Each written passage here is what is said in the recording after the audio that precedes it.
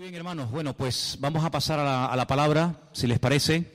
Y el primer versículo que vamos a leer esta tarde se encuentra en Génesis capítulo 3. Les invito a que vayan ya a esa parte de la Biblia a buscar ese texto.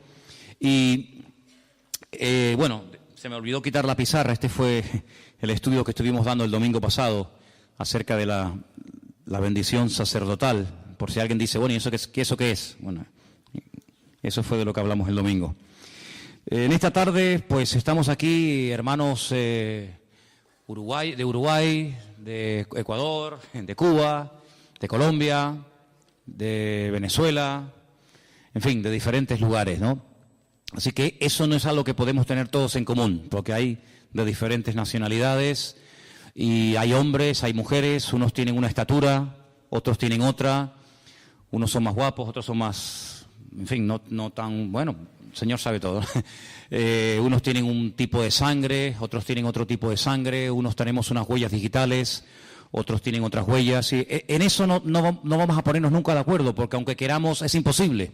Pero hay algo que si miras a tu alrededor, a todos los hermanos que están a tu derecha, a tu izquierda, delante o detrás, todos en esta tarde tenemos algo en común.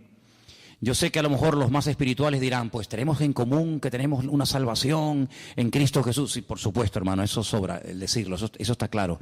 Pero hay algo que no nos hemos dado cuenta, es algo evidente, y es que todos los que estamos aquí estamos vestidos.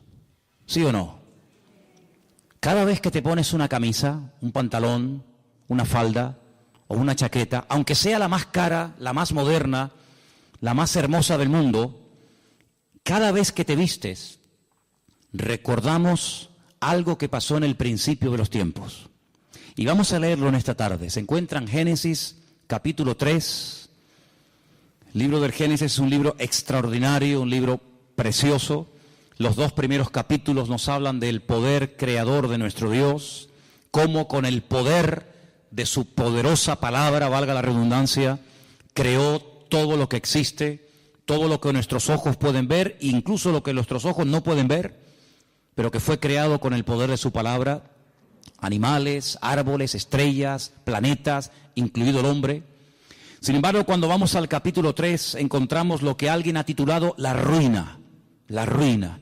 Todo venía muy bonito, la creación, ¿verdad? Todo puesto en su sitio. Dios había suplido compañera idónea para el hombre, Dios había suplido los alimentos, Dios había suplido absolutamente todo, pero lamentablemente en el capítulo 3 todo cambia. Y a partir del capítulo 3 las cosas van a ser muy diferentes. Para el hombre, para la mujer, para los animales, para la creación, para el mundo espiritual, absolutamente todo cambia. Empezamos a leer, si queréis, a partir del versículo 1. Estamos en Génesis capítulo 3, versículo 1, donde dice, pero la serpiente era astuta,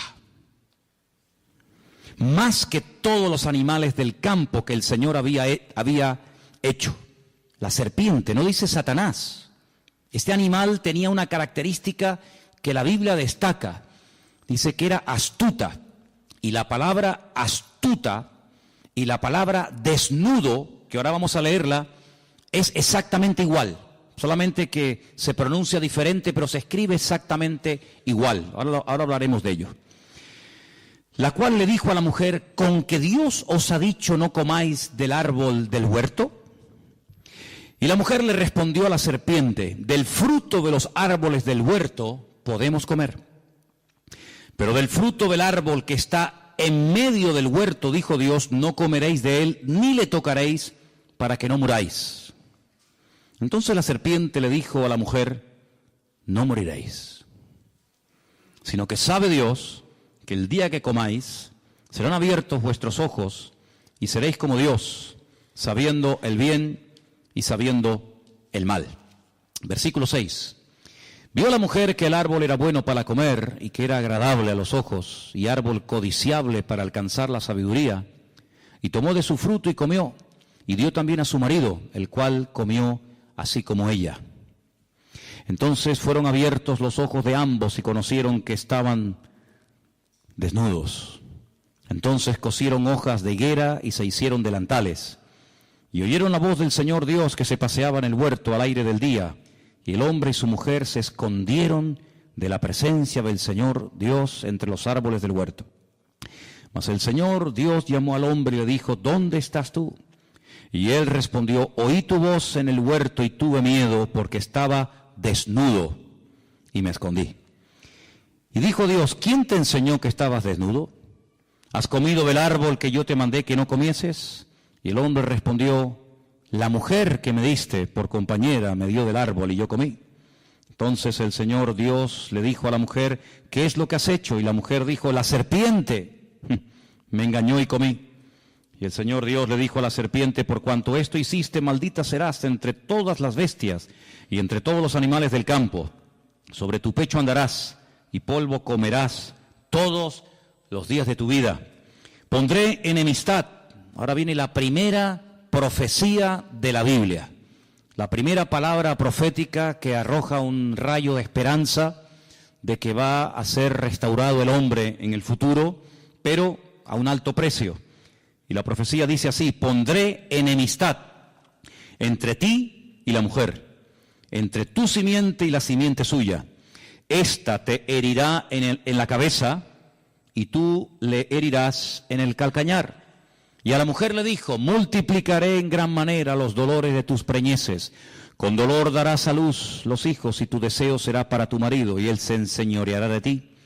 Y al hombre le dijo, por cuanto obedeciste a la voz de tu mujer y comiste del árbol que te mandé diciendo, no comerás de él, maldita será la tierra por tu causa, con dolor comerás de ella todos los días de tu vida. Espinos y cardos te producirá y comerás plantas del campo. Con el sudor de tu rostro comerás el pan hasta que vuelvas a la tierra, porque de ella fuiste formado, pues polvo eres y al polvo volverás. Y ahora es la primera vez que vemos al hombre que le pone nombre. Hasta el momento la llamaba mujer, varona, pero ahora le pone un nombre, Adán, a la mujer y le llama Eva. Y aquí hay un juego de palabras que no se aprecia en español, Eva, por cuanto ella es madre de todos los vivientes, que viene de la raíz Hai, que significa vida. Y el Señor Dios hizo al hombre y a su mujer túnicas de pieles y los vistió. ¿Cuántos dicen amén? Muchas veces la gente se pregunta, pero bueno, ¿esto realmente fue así? ¿O esto es una forma alegórica, un poco rayando una especie de cuento para niños, para que sepamos más o menos lo que fue, lo que ocurrió o lo que no ocurrió? Es decir, ¿esto es literal o esto es alegórico? ¿Hubo realmente una serpiente que el diablo utilizó para hablar a través de ella? ¿Hubo realmente un árbol llamado el árbol de la vida y otro al lado llamado el árbol de la ciencia del bien y del mal? ¿Realmente el hombre y la mujer estaban desnudos en un lugar, en un paraíso, en una especie de huerto regado por 4 ríos, entre los ríos Éufrates y Tigris, que abarcaba desde Irak hasta Egipto? ¿Realmente eso existió realmente? ¿Realmente hubo un hombre llamado Adán y Eva? Y bueno, y todo esto del hombre de Cromañón, y el hombre de Java, y el hombre de Neandertal, y todo esto que es que la ciencia dice, y el tema de la evolución, ¿todo esto es real? ¿O es una forma, repito, alegórica de contar una realidad? Bueno, de toda la vida, los creyentes, los que estudiamos la Biblia, hemos creído que el libro de Génesis es un libro que tiene una literalidad total y absoluta. Si nosotros ponemos en duda, si cuestionamos la literalidad del capítulo 3 del Génesis, por la misma regla de 3 tenemos que dudar de que el capítulo 1, el capítulo 2, el capítulo 4, el 5, así sucesivamente, también sea literal. Porque lo que no se puede hacer a la hora de estudiar un libro o un tema es utilizar 2 varas de medir. Nosotros aquí en Canarias, en España, en Europa, salvo en Inglaterra, tenemos unas medidas, ¿verdad? Metros, centímetros, kilómetros, etcétera. Pero si fuéramos a Inglaterra o a Estados Unidos, a otros países, ellos tienen otras medidas. Ellos trabajan con pulgadas, con yardas, con millas, etcétera. Nosotros trabajamos con otro tipo de medidas. Pero cuando usted va aquí a una ferretería, cuando usted va a un lugar para comprar herramientas, pues, en fin, las medidas usted las tiene que dar en las medidas que se usan aquí, no en las medidas con las que se puede trabajar en Inglaterra, en Estados Unidos o en cualquier otra parte del mundo. Cuando nos acercamos a la Biblia, no podemos decir, bueno, el capítulo 1, pues sí, hombre, es literal, porque tampoco me crea tanto problema, ¿no? El ver que Dios, con el poder de su palabra, pues fue creando progresivamente una serie de cosas. Ahí, pues casi no hay problema. Pero esto de la serpiente, del arbolito, que si comieron, que si no comieron, pues como choca un poco con nuestra especie de racionalidad, pues entonces decimos, bueno, esto tiene que ser algo alegórico, no puede ser algo real. Tendríamos un gravísimo problema si comenzamos a interpretar un capítulo literal, otro alegórico, uno literal, otro alegórico, porque entonces, ¿quién es el que establece que este es literal? ¿Quién es el que establece que este es alegórico? ¿Tú? ¿El conjunto de los hermanos de la iglesia? ¿Una serie de teólogos? ¿Los pastores? ¿Los maestros de la Biblia? ¿Los traductores? Es muy complicado. La hermenéutica nos obliga, es decir, la ciencia que nos obliga a la correcta interpretación de los textos bíblicos, nos obliga a utilizar una sola vara de medir. No podemos utilizar dos sistemas de interpretación de un mismo pasaje, porque tendríamos unos problemas terribles. Y bueno, lo que tenemos que aceptar es la literalidad de la Biblia. Eso no significa de que no hay otros libros y de que no hay otras historias y que no haya otros capítulos que no son literales, sino son, digamos, basados en símbolos, en tipos, en antitipos, etcétera, etcétera. Por ejemplo, el famoso libro del Apocalipsis. En el famoso libro del Apocalipsis aparecen ahí una serie de animales, de colores y de cosas que lógicamente ni siquiera existen, pero que a través de esos colores, de esos números, de esos animales que van cambiando de color, el Señor tiene un mensaje que hay que saber interpretarlo. Evidentemente no existe ni ha existido jamás un dragón, ni un caballo que ahora es blanco, mañana negro, pasado amarillo y finalmente rojo. Todo eso tiene una razón de ser, pero es que el libro del Apocalipsis, salvo una parte del principio del libro, que son los mensajes a las iglesias del Apocalipsis, sabemos que el libro del Apocalipsis, un 90 o más del porcentaje del libro, es un libro profético, y el lenguaje profético es un lenguaje completamente diferente a un libro como, por ejemplo, el libro de los Hechos, que es un libro histórico. Entonces la historia no es alegórica, la historia es o no fue. Pero realmente hubo un señor llamado Pablo, realmente viajaron a Roma, o Roma significa otra cosa y Pablo significa otra cosa. Sabemos que la historia no es alegórica, es real. Lo profético sí puede tener esa especie de diferente interpretación. Pero el Génesis no es un libro alegórico. No es un libro alegórico. Los únicos, escuchen bien esto, los únicos que interpretan alegóricamente no solamente el capítulo 1 y el 2 y el 3, sino todo el libro del Génesis, los únicos en la historia que lo hicieron, lo hacen y me temo que lo seguirán haciendo, interpretar alegóricamente el libro del Génesis, son los cabalistas. Cuando usted estudia la Cábala, pues en la Cábala todo tiene una explicación, nada es real, nada es literal, sino que hay cosas que tienen que ver con lo femenino, con lo masculino, etcétera, etcétera, pero no vamos a entrar en eso porque, ¿para qué? Por lo tanto, en el libro del Génesis lo que vemos es que Dios, en los 2 primeros capítulos, Él crea todo lo necesario e imprescindible para que el hombre esté cómodo y para que al hombre no le falte absolutamente de nada. Le suple los alimentos, le suple su compañera, su esposa, etcétera, etcétera. Pero crea un hombre tan perfecto, tan perfecto. Recuerden que el hombre es una especie de representación, una especie de, no quiero utilizar la palabra clon para que no se me malinterprete, pero dice que fue creado a imagen y semejanza de Dios. Ya explicamos que Selen, Demut, que son las 2 palabras que se utilizan, no es en cuanto a aspecto físico, pero sí es en cuanto a capacidades, en cuanto a dotación. El hombre tiene unas capacidades muy similares a las de Dios. Puede elegir, puede, tomar decisiones, puede razonar, puede recibir órdenes, puede dar órdenes, etcétera, etcétera. Algo muy similar a la naturaleza y a la esencia de Dios, lógicamente con sus limitaciones, ¿verdad? Pero lo crea tan perfecto que le da la capacidad de poder rebelarse en contra de su Creador. ¿Por qué Dios lo hizo así? Bueno, eso se lo preguntaremos en su momento al Señor.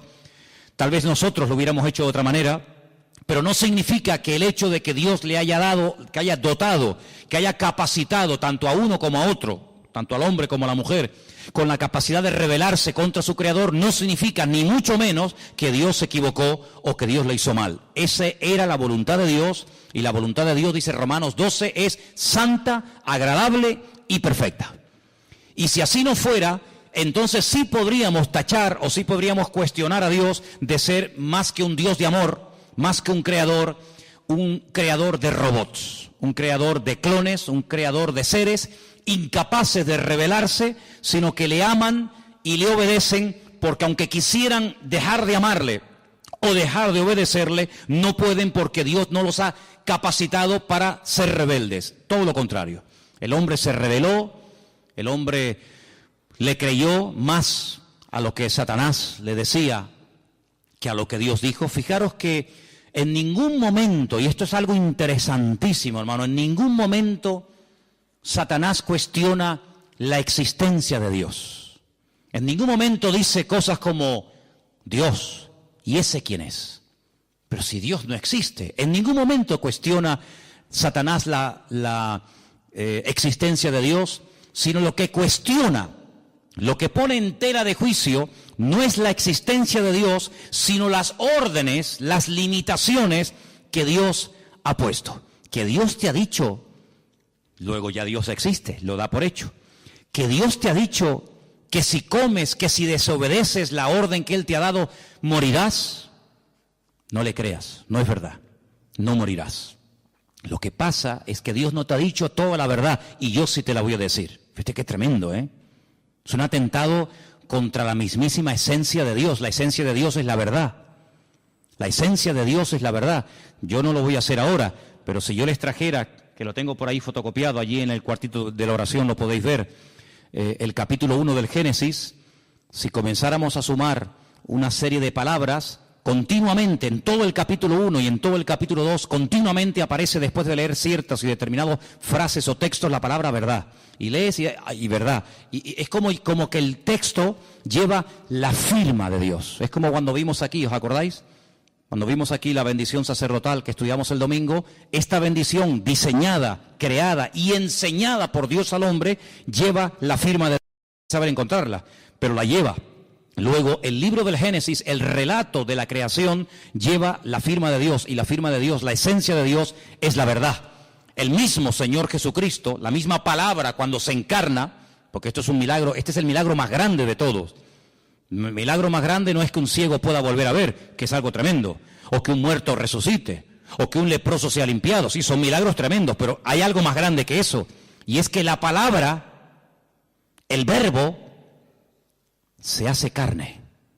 Eso es lo más grande que hay. Y sobre esa verdad hemos estudiado también en las últimas semanas. Juan basa toda la explicación de su evangelio diciendo, y el verbo que era Dios se hizo carne, habitó entre nosotros y vimos su gloria, gloria como del unigénito del Padre. Sí, eso es algo tremendo, porque que la Biblia de repente haga así ¡fum!, y se convierta en carne, pues eso es lo que ocurrió. El Señor Jesucristo se hizo carne y habitó entre nosotros. Y dice la Biblia, y si alguno cuestiona eso, si alguno no es capaz de confesar, dice Juan, es muy claro en esto, si alguno no confiesa que el verbo, que la palabra se hizo carne, ese es mentiroso y ese es el espíritu del anticristo.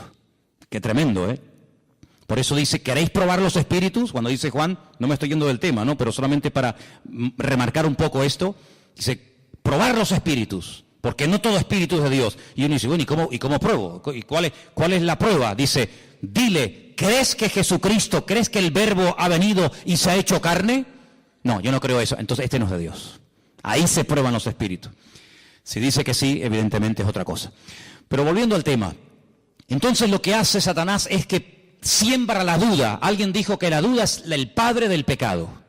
En cuanto una persona comience a dudar de que la palabra de Dios es la palabra de Dios, de que Dios existe o no existe, de que hay infierno o no, de que Dios es bueno o no tan bueno, en el momento en el que ese virus, ese veneno llamado duda, entre en tu vida, amigo, como no lo frenes, y como no contrarrestes y ataques y neutralices ese veneno, ese virus, con la verdad, porque la verdad es lo que mata la duda, eres hombre muerto.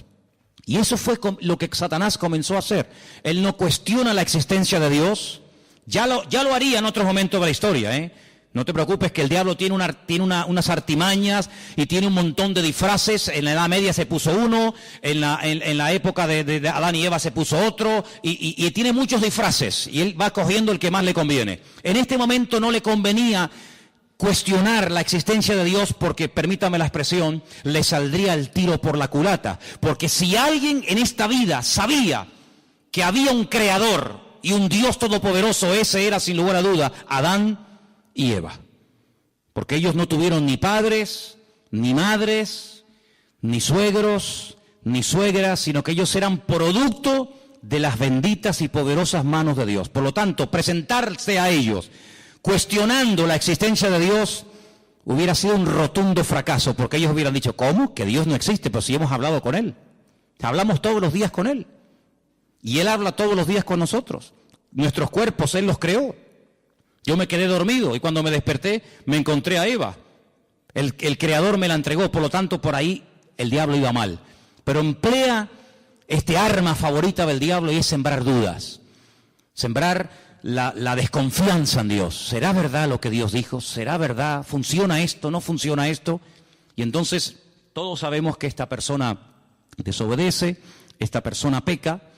Y fíjate qué curioso, lo primero que esta gente hace es sentir miedo, sentir vergüenza y esconderse del Creador con el cual antes hablaban y tenían una comunión tremenda.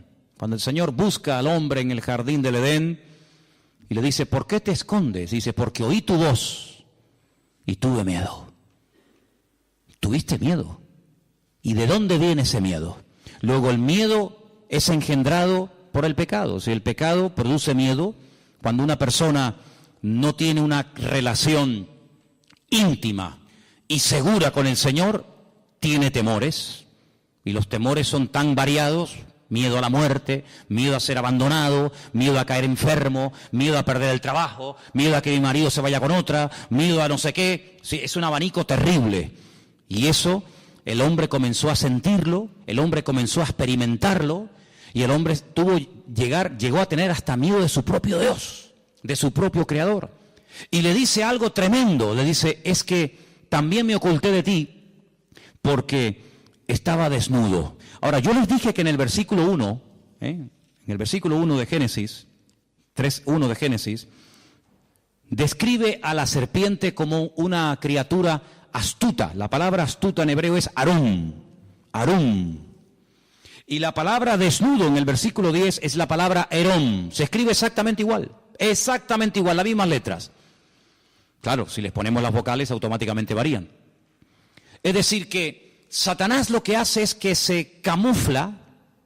Satanás lo que hace es que utiliza este animal que ya tiene en su naturaleza, en su esencia, el ser un animal astuto. Fíjate qué tremendo, ¿no? Jesús dice en el Sermón del Monte que la serpiente es astuta y las palomas son sencillas, que describe la esencia de la serpiente como un ser astuto. Y entonces lo que Satanás hace es utilizar a este animal porque no se puede presentar tal y como él es. Ahora, aquí hay que pararnos y comenzar a hacernos una serie de preguntas muy interesantes. Vemos a Satanás en persona, no mandó a un demonio, sino que él en primera persona va y tienta a Eva, pero detrás utilizando a este animal.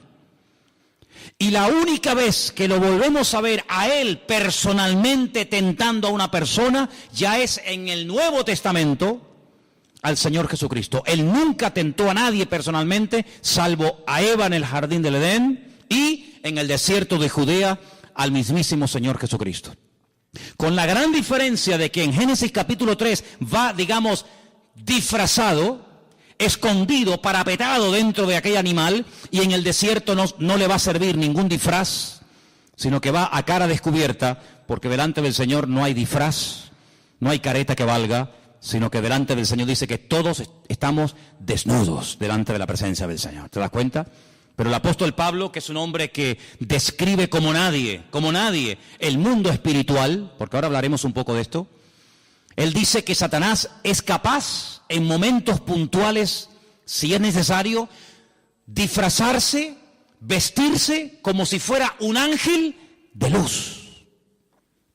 Y ha habido casos en la historia, pero tremendos, de personas que dicen que han tenido la visita de ángeles, que les han revelado cosas, y esas cosas las han escrito. Y bueno, y por ahí nació el famoso libro del Mormón, que es el que usan los mormones. Y cuando se le pregunta a los mormones, ¿y de dónde salió el libro del Mormón? Pues ellos te dicen que un ángel llamado Moroni despertó una noche a este joven llamado Joseph Smith y lo llevó a un lugar donde le mostró unas planchas de oro que estaban escritas en un idioma que él no conocía, y este ángel le mostró la interpretación de aquellas planchas de oro y le dio un mensaje que está en el famoso libro del Mormón. Y otra persona que presume de que un ángel del cielo bajó y le daba revelaciones es nada más y nada menos que el falso profeta llamado Mahoma, porque Mahoma es un falso profeta, ¿verdad?, que dice que recibió las enseñanzas de un ángel, pero un ángel evidentemente que no era un ángel de Dios, era un demonio, porque el apóstol Pablo dice en Gálatas capítulo 1 que si un ángel del cielo baja y nos predica un evangelio diferente al que hemos oído, no lo creáis, sea anatema, porque no hay otro evangelio que el que está escrito en la palabra de Dios. ¿Cuántos dicen amén?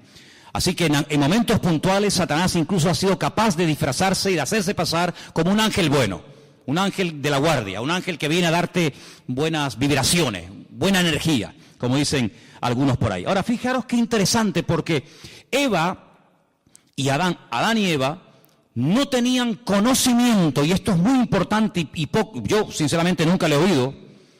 Ellos no tenían conocimiento del mundo espiritual. El único conocimiento del mundo espiritual que tenían es que hay un creador que no se puede ver, pero que habla y les oye cuando ellos le hablan a Dios. Pero ellos no tenían ningún conocimiento del mundo espiritual. Pero el mundo espiritual evidentemente ya existía y era real, puesto que cuando uno comienza a leer la Biblia desde el principio, uno se encuentra que el que está hablando es Dios. Más adelante encontramos que Dios crea a un hombre.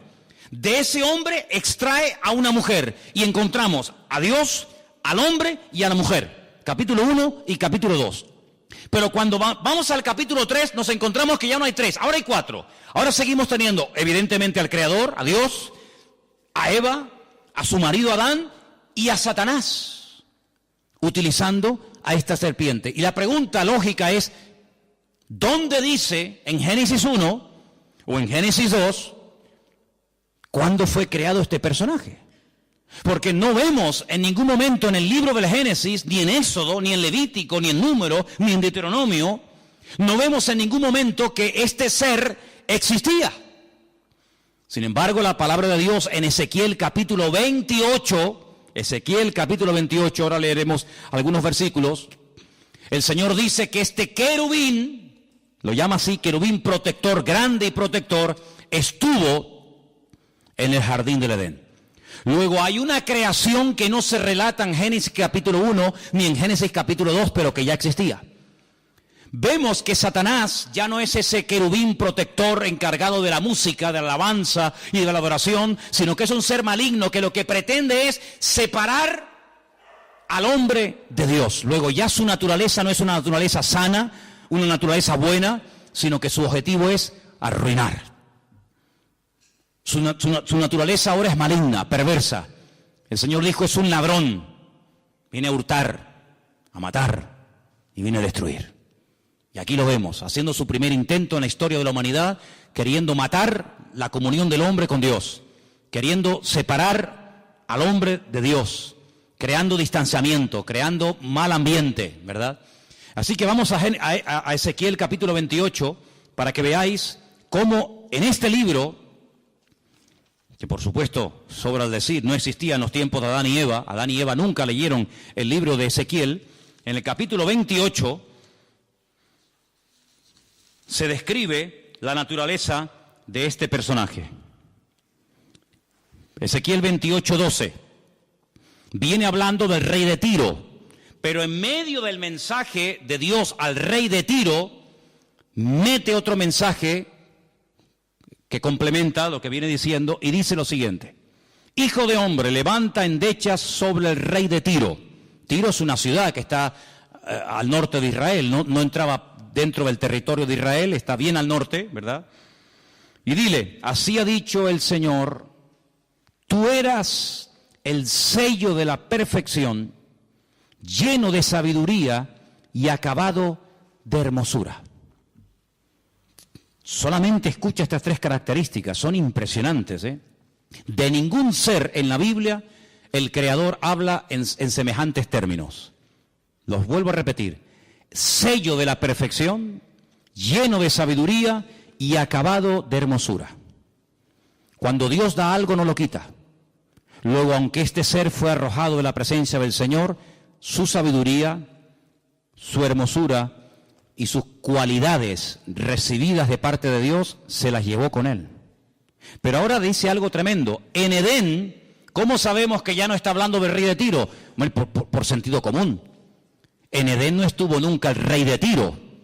El rey de la ciudad de Tiro nunca estuvo en Edén.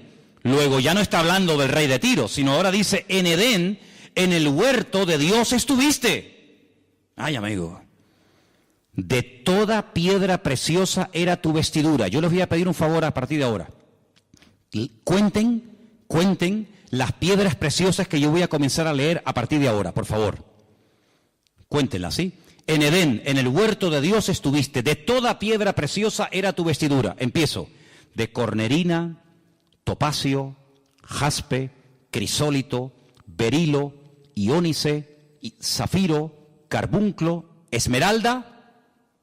Y luego el oro es otra cosa, ¿no? No es una piedra preciosa. Los primores de tus tamboriles y flautas estuvieron preparados para ti en el día de tu creación. Luego es un ser creado, no es un ser eterno. En el día de tu creación. Ese día de la creación no fue Génesis capítulo 1, porque allí no vemos cómo el Señor creó a este personaje. Pero evidentemente hay otro momento no relatado, no narrado en Génesis capítulo 1, donde evidentemente Dios tuvo que crearlo, porque Dios dice que este personaje al cual llama en el versículo 14, querubín grande y protector, hubo un día en el que fue creado por el Señor. Lo llama querubín grande, protector. Yo te puse en el santo monte de Dios. Allí estuviste, en medio de las piedras de fuego te paseabas. Pero esto no lo encontramos en Génesis 1. En el jardín del Edén no dice que era el monte de Dios. ¿Qué te parece? Luego está describiendo otro sitio. El jardín del Edén era el sitio para el hombre. Y hay otro sitio que se está describiendo aquí, que era el sitio donde Dios estaba, donde Dios vivía y donde estaba este personaje. Y sigue diciendo la Escritura, perfecto. Perfecto también es la palabra completo. ¿Vale? La misma palabra, shelem, es igual para perfecto que para completo. Así que si quieren leer completo eras o perfecto eras, da igual. En todos tus caminos, desde el día, le vuelvo a repetir, que fuiste creado hasta que se halló en ti maldad. Amigo, a causa de la multitud de tus contrataciones fuiste lleno de iniquidad y pecaste. ¿Y ahora qué dice aquí? Por lo que yo te eché. ¿Quién lo echó? El Creador. Yo te eché. ¿De dónde? Del monte de Dios. Y te arrojé de entre las piedras de fuego, oh querubín protector.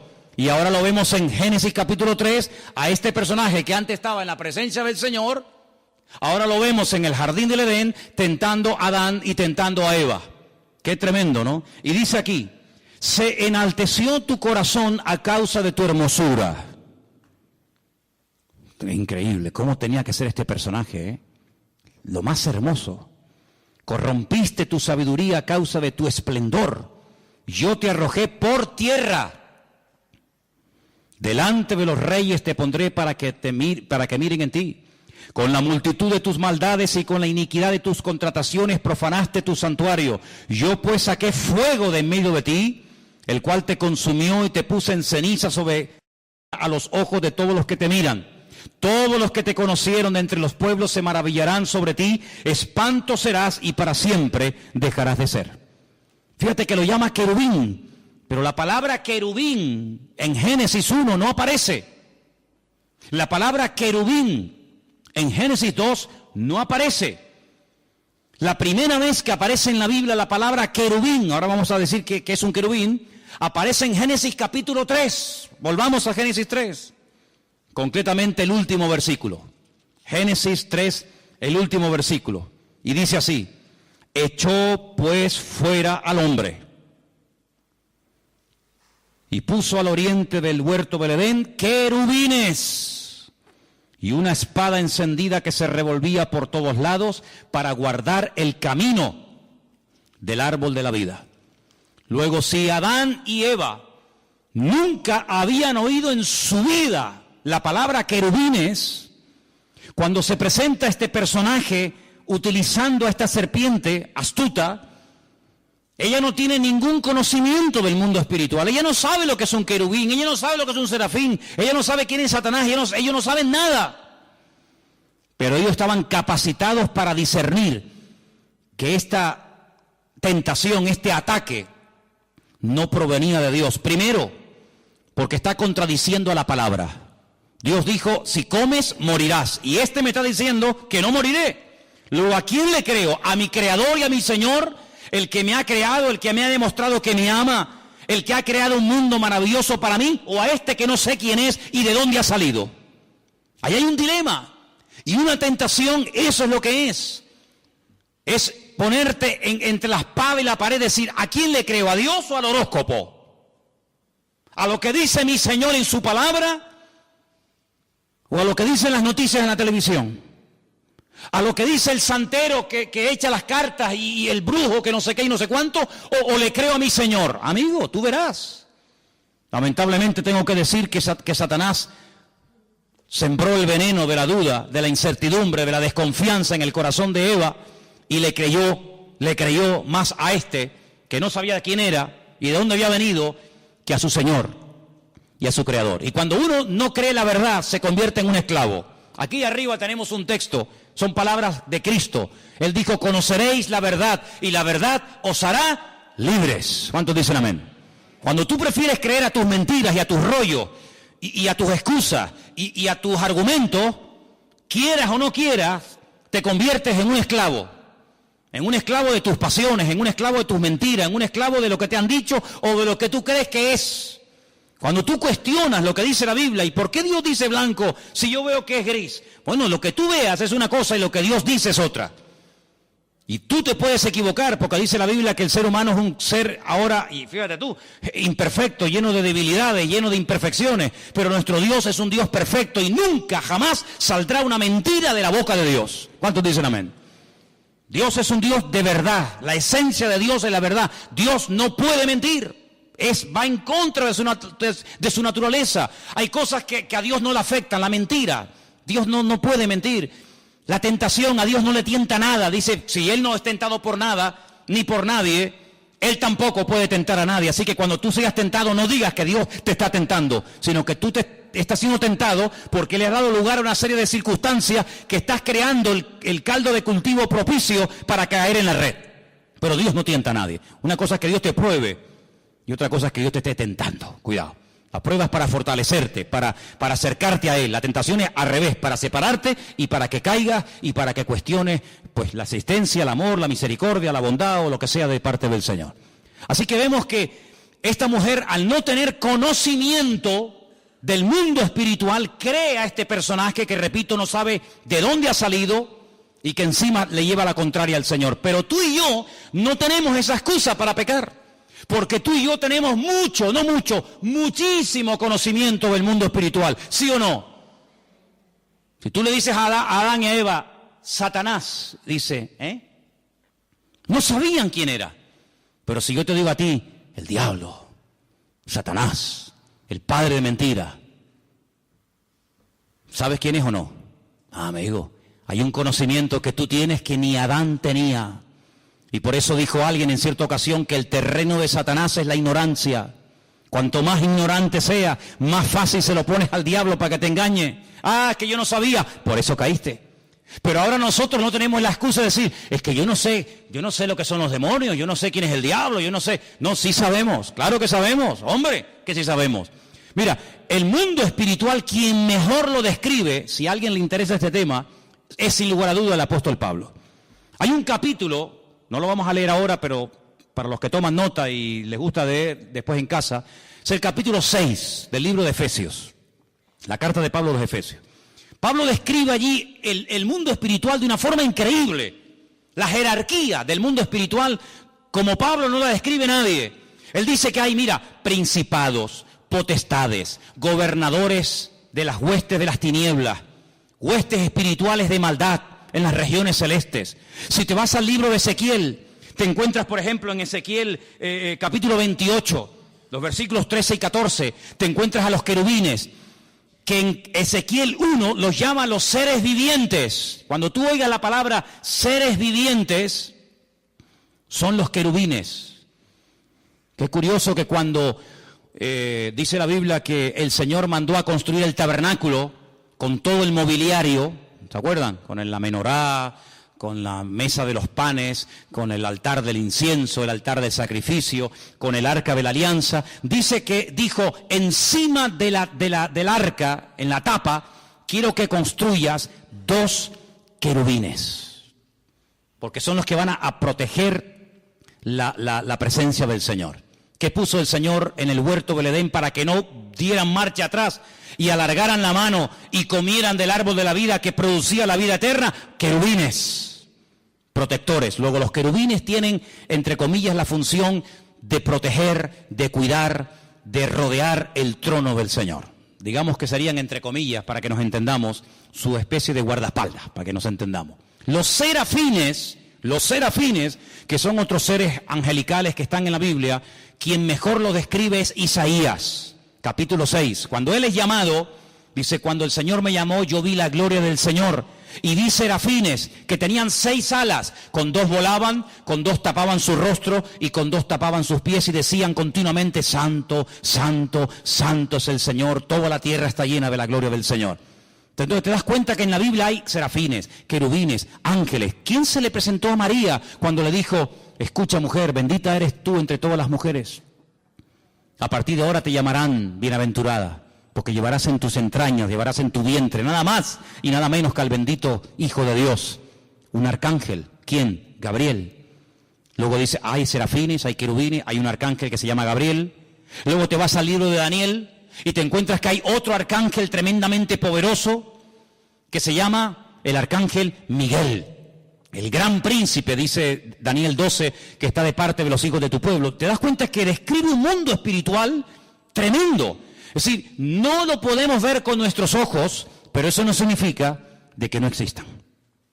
Hay gente que dice en su ignorancia, yo si no veo no creo. Pues por esa misma regla de 3 usted no cree en Júpiter, ni en Plutón, ni en Marte, ni en montones de cosas que existen, simplemente por el argumento ridículo y absurdo de que usted no lo ve. Bueno, hay millones de cosas que nuestros ojos no ven, pero sin embargo, ¿usted ha visto alguna vez algún átomo? ¿Ha visto alguna molécula? ¿Ha visto los protones y los neutrones? ¿Ha visto alguna vez eso? No, pero existen y están aquí ahora mismo. Y en este momento aquí dentro hay miles de voces de radio, de onda, ¿verdad? Radio de frecuencias que están aquí, las ondas, ahora no se oyen, no se pueden ver, porque no tenemos un receptor, pero si pusiéramos una radio y la encendemos, automáticamente oímos que la radio está hablando. No, la radio no está hablando, la radio está reproduciendo por ese famoso invento de Marconi, el italiano, ¿no? Que fue capaz de captar esas ondas y ponerlas en un receptor, y uno puede hablar, oír en italiano, en japonés, en árabe, en chino, en lo que sea, una persona que está a miles de kilómetros de Tenerife, pero lo oímos hablar aquí, o ver un partido de fútbol que se está llevando a cabo en África, o sabe Dios dónde. Pero todo eso existe, no lo podemos ver, pero cuando tenemos los aparatos para poder ver esas imágenes, para poder escuchar esos sonidos, pues automáticamente ahí lo tenemos, y todos en casa sabemos pues lo que estoy diciendo por la radio y por la televisión. Entonces, pero Adán y Eva en aquel momento, vamos a decir, entre comillas, que eran ignorantes del mundo espiritual. Ellos no sabían realmente lo que significaba todo eso, pero uno tiene que tener discernimiento, hermano. Cuando algo venga a su mente, cuando algo venga a su vida, que no está escrito en la palabra de Dios, descártelo, no lo crea, porque la palabra de Dios no se puede manipular, no hay que añadirle, no hay que ponerle. Si la palabra de Dios dice eso no se puede hacer, no le quiere dar las vueltas, decir sí, pero no hay pero que valga. El Señor, cuando dice una cosa, lo dice para nuestro bien. Y cuando el Señor dice, el día que ustedes coman de este árbol, ustedes van a morir, aunque ustedes no entiendan el concepto morir, porque claro, Adán y Eva decían morir, ¿y eso qué es? ¿Qué es morir? ¿Tú sabes lo que es morir? No. ¿Y tú? Yo tampoco. Pero Dios dijo que si comemos morimos. Pero es que yo no sé lo que es la muerte. Yo nunca he visto ni siquiera un perro muerto en una carretera. Yo no he enterrado a un hijo. Yo no sé lo que es el concepto muerte. Para ellos era un concepto abstracto. No lo entendían. Pero el que no lo entiendas no significa que no estemos obligados a obedecer la palabra de Dios. ¿Cuántos dicen amén?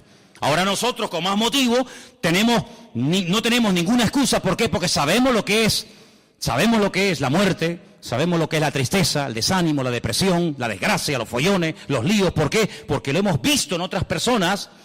Tenemos millones de puntos de referencia, incluso en nosotros mismos. Sabemos las consecuencias terribles de hacer algo malo, pero en aquellos momentos ellos no tenían eso, pero tenían algo muy importante. Y es que ellos tenían que haberse dado cuenta de que este ser, que no sabían de dónde había venido, estaba contradiciendo la palabra del Señor. Porque uno de los juegos favoritos del diablo es llevarle la contraria a Dios. ¿Qué dijo Dios el día que se bautizó su hijo en el río Jordán? Este es mi hijo amado, en el cual tengo toda complacencia, en el cual deposito toda mi confianza. ¿Quién dijo eso? Dios. La voz de Dios se oyó. Se va al desierto. ¿Y quién viene a tentarlo? Este personaje terrible, Satanás. Y le dice, si eres el Hijo de Dios, di a estas piedras que se conviertan en pan. Yo no tengo que convertir las piedras en pan para demostrarte a ti, o a mí, o a alguien que soy el Hijo de Dios. Yo sé que soy el Hijo de Dios. ¿Y cómo lo sé? Porque mi Dios, mi Padre, me lo acaba de decir el día que me bauticé en el río Jordán. Este es mi Hijo amado. Por lo tanto, yo le creo a mi Dios, yo le creo a mi Padre, yo creo en lo que Él me ha dicho.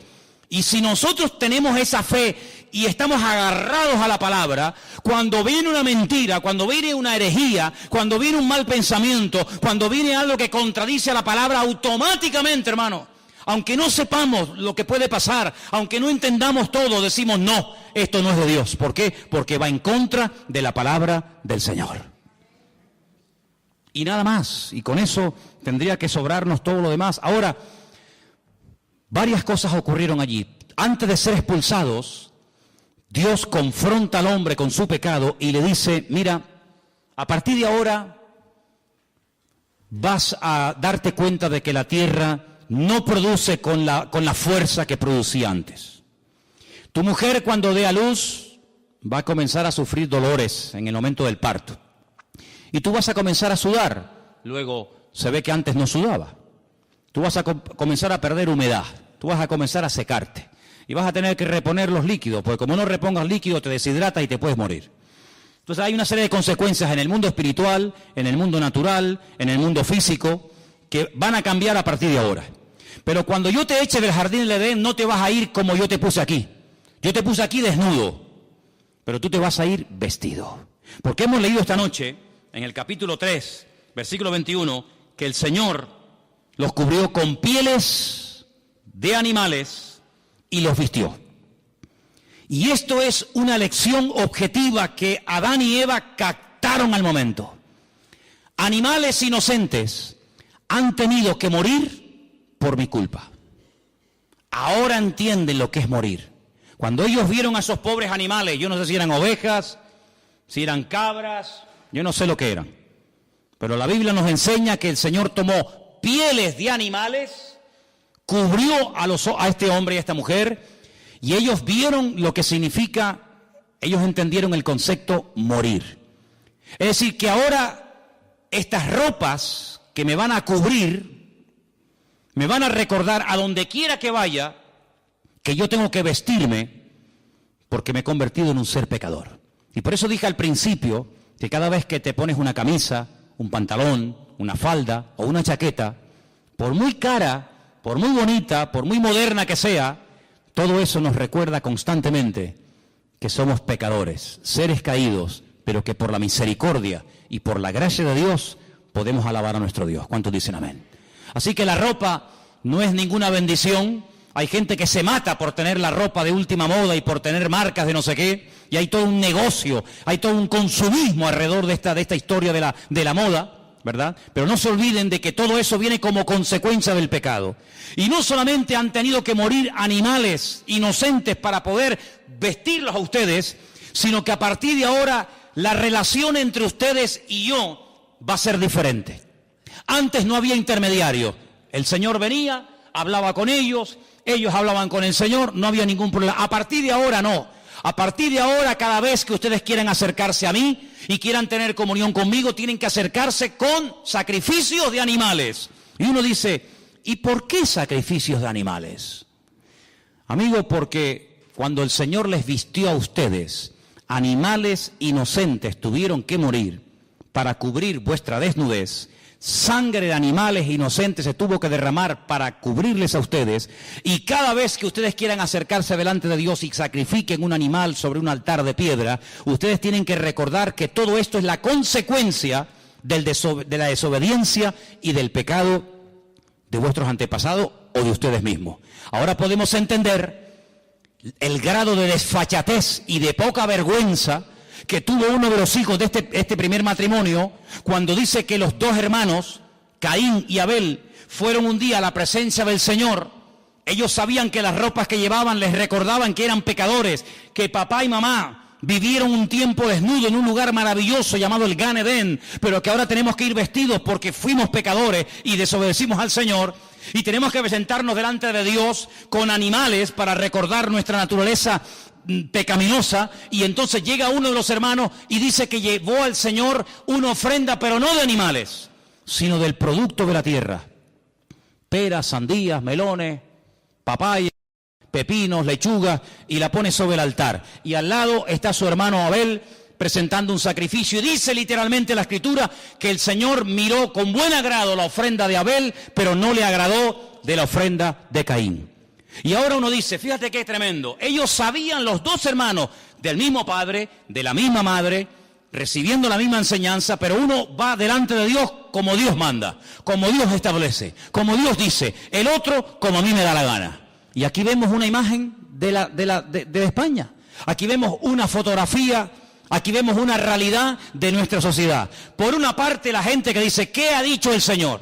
Que no vaya por ese camino, que no haga esto y aquello. Pues gloria a Dios, yo lo hago y punto. Pero vemos una gran masa que dice, Dios que ha dicho que tenemos que vestirnos, pues ahora nos vamos a poner todos desnudos. Es un acto de provocación contra Dios.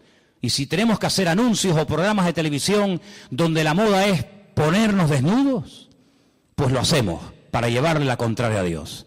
Y si Dios dice que hay que amar, nosotros odiamos. Y si Dios dice al Señor tu Dios adorarás y a Él solo servirás, nosotros nos vamos a crear millones y millones de dioses y de estatuas, y los vamos a adorar cuando nos dé la gana, y vamos a sacarlos cuando nos dé la gana, y cuando no nos dé la gana los dejamos metidos en los templos. Y esa es la imagen de Caín y de Abel. Pero fíjate qué misericordioso es el Señor, que a Abel no le dice ni media palabra. No le dice, muy bien, Abel, muy bien, hijo, muy bien. Veo que eres un chico obediente, lo que te han enseñado tus padres lo estás poniendo por obra, siga así, hijo, muy bien. Nada. ¿A quién le habló el Señor? A Caín. Dice, Caín, si hicieras lo bueno, si fueras por el buen camino, ¿no te bendeciría yo? ¿Por qué estás con esa cara de amargado? ¿Por qué estás con el semblante decaído? ¿Por qué miras con malos ojos a tu hermano? Si hicieras lo bueno, ¿no te bendeciría yo también a ti? Caín podía haber dicho, gracias Señor, perdóname. De sabios es rectificar, ¿sí o no? Nada. Le dice a su hermano, vamos a dar un paseíto por el campo. ¿Te apetece? Venga, vamos. Y se lo lleva a dar un paseo al campo. Mentira. Premeditación y alevosía. Se levanta contra su mismísimo hermano, se levanta y lo mata. Y dice, muerto el perro, se acabó la rabia. Dios le vuelve a hablar otra vez, pero Caín, ¿qué has hecho? ¿Dónde está tu hermano Abel? Y fíjate cómo le responde este personaje al Señor. ¿Y yo qué sé? ¿Y acaso yo soy guarda de mi hermano? Como diciendo, a mí qué me importa la vida de mi hermano. Pero Caín, ¿pero qué dices? Aunque lo quieras ocultar, aunque lo quieras disimular, aunque te quieras poner un disfraz como ya uno se lo puso y engañó a tu padre y a tu madre, la voz de la sangre de tu hermano Abel llama a mi presencia. Así que errante serás por toda la tierra, maldito serás y darás vueltas y vueltas y vueltas y no te sentirás a gusto en ningún lado. Estarás un día en el monte y quieres estar en la playa. Y cuando estés en la playa te quieres ir a la montaña. Y cuando es de día quieres que llegue la noche. Y cuando llegue la noche quieres que llegue de día. Y cuando hace frío, qué asco de frío. Cuando hace calor, que vas a ser un ser insatisfecho toda tu vida. Es lo que yo llamo el espíritu de Caín. Nada te agrada, nada te llena. Siempre estás quejándote por todo, hasta por lo que tienes. Y entonces Caín reflexiona y dice, Señor, grande es mi pecado, ¿eh? Ahora te das cuenta que grande es tu pecado.